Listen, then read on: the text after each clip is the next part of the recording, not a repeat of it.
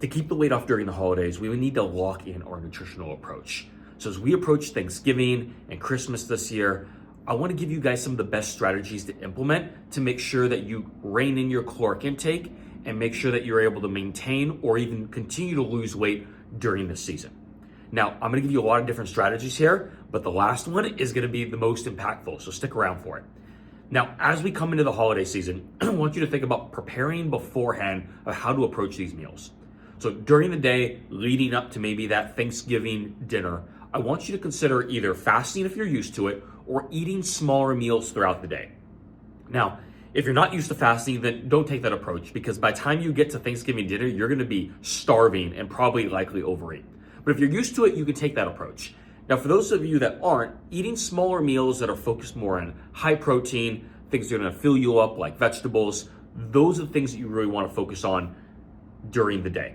Breakfast, lunch, having smaller meals so that you save the majority of the calories you're gonna eat for the big meal at the end of the day.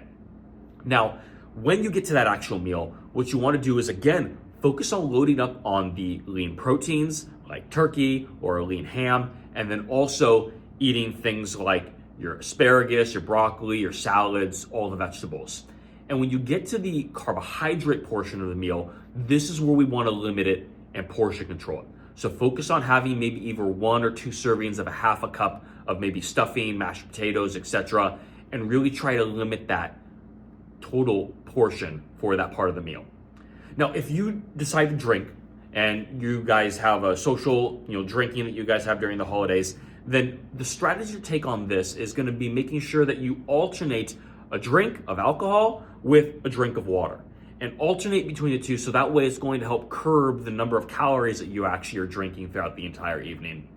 And then when you come down to the final one, the dessert, this is arguably the most important because you could easily pack on anywhere from 800 to 1,000 calories with just like 2 desserts, and it can happen really fast. So what I want you to do is choose your dessert with intention this year.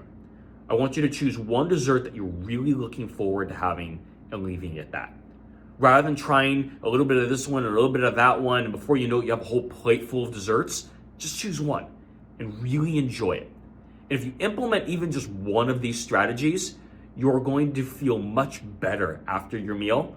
You're gonna feel still full and satisfied, and you're not gonna feel like you deprived yourself. And I think that's the most important part of getting through the holidays, is making sure that you still are enjoying the meal, but not completely overdoing it.